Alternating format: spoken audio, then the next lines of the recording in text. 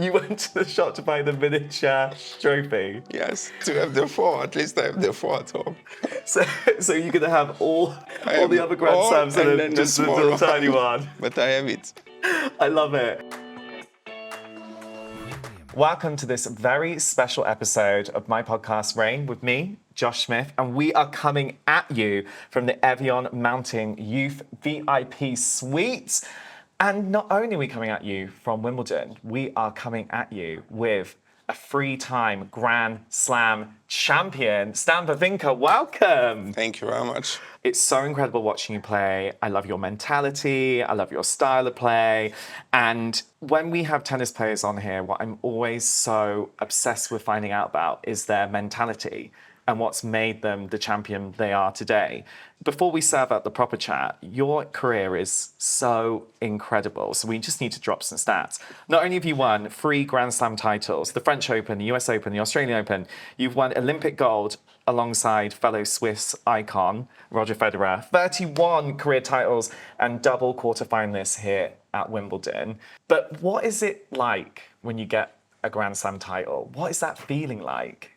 It's everything you dream of. I think when you start tennis, when you're young, the dream of any tennis player is to have a chance to play in a Grand Slam. Yeah. So when you have a chance to win one, for me, it feels like all the emotion gets together. All the practice, all those weeks of those sacrifice you do when you're younger, you don't go out with your friends, you have to be ready for practice. Everything is like a big mix of emotion that gets together, but in a good way. So it was amazing and a big celebration always. How big are the celebrations?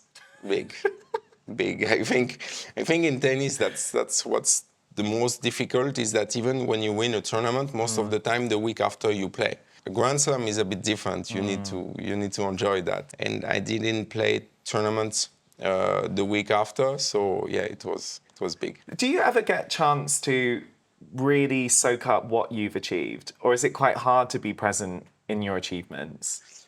For me, I try not to because I'm still playing and because I still want to achieve things at my level right now, and it requests a lot of energy. That means I need to put my full energy into the moments. And if I start to think about the past, first I was playing better, I was in better ranking, I was winning more. So it's not going to make me feel good to where I am right now. And I'm quite happy to be able at 39 years old to still be playing at that level that I want to enjoy as much as possible. And when I will finish my career, I will have time to look back and enjoy what I achieved. When you think back to the you that picked up a tennis racket for the first time, how proud do you think they would be of you and the person you are sitting here today with everything you've achieved and everything you've still got to achieve? It's a long way. It's a long career. I start playing tennis when I was 8 years old at home, and all my young age and even later, I never dreamed about winning a Grand Slam or being at that level. For me, my dream was to be a professional tennis player. That means being in the top 100. It was never about being top 10, number one, or the best player in the world. So I achieved way more than what I could dream of. When you didn't have that idea in your head that you were going to be a Grand Slam champion, what do you think's made you the champion you are today? For me, it's the mentality that I have every day. Every day I want to push myself. I want to be a better tennis player. I try to get the good discipline with myself, to do the right things, to push myself physically, tennis-wise, mentally, to always improve. When I start playing professional tennis, my goal was that the day I stop playing tennis, and it's still my goal, I don't have any regrets about my mentality of how much I push myself. And I want to be the best version of the player I can be. And that's why I never put limits in myself, but I wasn't dreaming about, I want to achieve this or that or being at that level. I just wanted to keep pushing myself. So you really do live in the moment then? I try to, yes. Yeah. When you think about, to win a Grand Slam and to do it 3 times, and we're at a Grand Slam right now at Wimbledon, and it takes you 2 weeks to win that, that's a whole level of commitment. And you are called Stan the Man and Staminal, which I think is a great nickname for a reason. What keeps you so motivated and sustain your mindset for such a long period of time? If I look now, what keeps me motivated is the passion of the sport. For me, I'm enjoying what I'm doing. It's a chance to be a tennis player. You told me you love playing tennis, you love to come back here, and I still have a chance to be able to play here. So as long as I feel competitive and that I feel that I'm enjoying what I'm doing and all the sacrifice that I'm making, I get reward because I'm still playing at a good level. I want to keep pushing. It's so interesting you say that because I always remember a piece of advice that I got told that's always really stuck in my head about that, and it's regret will haunt you more than failure. And it's so true. You just can't have any regrets, can you? That's the goal. It's the most difficult part as an athlete, especially as a tennis player. And the regrets, you try to cut them as quick as possible. And you have the big picture about your career, but you also have in the short picture during a match. Like when you miss something, when you go for a shot, and you know it was not the right shot, you cannot regret it because it's already too late. You need to go for the next one. You need to think about the moment, what you're going to do the next one. So all this about regrets and think that you should have changed or do differently, you need to really put it behind you. Have you been able to do that because you've been able to rationalize, in inverted commas, what failure means to you? For me, like, there's also something in tennis, and I think we don't tell the kids and the young player enough, is that you need to learn from failure or from losing, because as a tennis player, even when you're going to be number one, you're going to lose a lot of matches. Yeah. And you need to accept that. And we tell the kids that losing, it's negative. But you need to take positive from losing. If you keep pushing yourself, you can lose a match and be proud of yourself if you've done the right things, because you know you're going to have another opportunity to play another match. You cannot always see losing as something negative. You need to find a way how to turn this into something positive that will motivate you to keep pushing. How do you look after yourself and how do you practice self-care?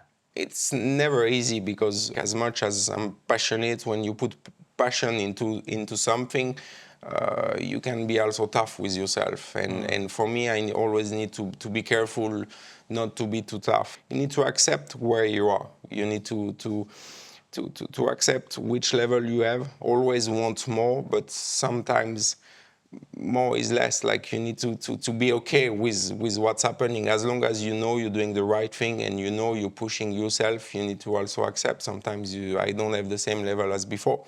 And I feel like I can beat a lot of players, but I'm not going to win as many matches as before. And this is a fact. And I'm not being bad with myself. I'm just being accepting. Doesn't mean I don't want to keep pushing to improve and win more again. Did you have a mindset awakening? Did you have a moment that made you really change your mindset in your career? I think one moment was a loss, actually. In 2013 in Australian Open, I lost to Novak Djokovic in 5 sets. Big match, 10-8 in the 12-10 in the 5th set. More than 5 hours. I was winning 6-1, 5-2, and we end up in 5 sets. But I lost that match, and I was really sad. It was a tough night. But for me, it made me realize and made me believe that I was able to fight with the top player in the world, like with the best player in the world. Suddenly I realized that I was good enough to trust myself and believe in myself to be like, okay, yes, now you can let you go as far as you want. Like you have the ability to play with the best player. It gave me, I lost that match, but it gave me a lot of confidence in myself. How do you deal with competition? Because I guess you're around the same people day in, day out, week after week, tournament after tournament, Grand Slam after Grand Slam. How do you rationalize competition? I love competition. Same. I love competition. Hold me Like back. with my team, I can play any game, any small game. I always try to find even stupid game like at home we play and all. Like, so I'm a really competitive person, but I'm not a bad loser. For me, it's about when I lose, it's about, okay, what do I need to do to improve or be better? It's about myself. I need to go back to work. Yeah. And I guess with tennis, it's all just you and your mind Yes. on that court. And you have to perform and you have a whole internal dialogue that you're It's tough managing one. all It's the time. the What is most, your internal dialogue like when you're playing? the most difficult one. I'm not alone in my head, that's for sure. During matches is never easy. Is fighting yourself and fighting the emotion that you want to put away. Like the negativity you need to put away. Thinking about past you need to put away. The regret of missing something or making double fault or not going for the right shot, you need to put away. You need to always reset your brain every point, basically. Because you can only be in the moment. You need to think about, okay, what I want to do and how I'm going to do the next one. Because every time you start to think about what happened or the wrong things or those emotions, you know it's gonna be wrong for the way you're gonna play. Because in tennis, if you start to think, it's already too late. Like when you're gonna play a shot, if you already think, oh, I'm gonna go cross or backhand, for me, I know it's already too late. Things has to come. You need to play freely. You need to play the points. You know where you are the best player. You know what you practice good and the way you can play good. You know how you're gonna want to play this opponent. So at the end, when you start the match, you need to play, and that's the most difficult part, because that's why you see also so many matches and players and different players with some up and down during a match, especially in Grand Slam in 5 sets, is because the emotion come and goes. Yeah. What are you telling yourself when you're on the court? I try to be more positive with myself. I try to be not as difficult with myself, not as tough with myself. I'm beating up myself a little bit. I'm a bit too tough with myself sometimes. So I try to be a bit more into the positive place and also to trust myself a little bit more. Yeah. With tennis, there is so much pressure like any top level sport, but you are just on that court with yourself, like we were saying. And I always remember that Billie Jean King quote where she famously said, pressure is a privilege. How's your relationship with pressure changed? It is a privilege, because at the end of the day, when you enter a center court like here, it's amazing. Like, you can be grateful to be here. Of course, for me, pressure is about the pressure I put on myself. At the end of the day, for me, playing in big stage, playing in big stadium, this is why I practice. This is what I want, and this is what I enjoy, and this is what I like the most. So I agree, pressure is privilege. When you have a chance to enter a center court, you need to enjoy, you need to embrace that moment and go for the fight. Yeah. And with the live young mindset in mind that Evian is amazingly pushing out there with the Mountain of Youth campaign, what you just said is so interesting, because actually in pressure you can find a lot of joy. Yes. Right? Yes, you need to enjoy that. The pressure, it's always the pressure you put on yourself. Doesn't matter where. If you play on a small court there or on the center court, like, you don't get the pressure of the court. You get the pressure of you, how you think the court will look at you. Because when you enter a big court, and when I was young, I was feeling nervous all the time, but I wasn't feeling nervous because it's a big court. I was feeling because suddenly I was thinking, oh, people expect from me to do well because we're on center court. So it's always about your mindset, the way you want to handle the situation. Sport, especially tennis, has been such an amazing game-changing sport for also so many other reasons as well, including gender parity in sport, which is incredible. How proud are you to be part of a sport that's really championing gender parity in that way? But I think it's really important for the sport, for the world we're living right now, to go in that direction. You have to, and it's great to see that it's happening a lot in tennis.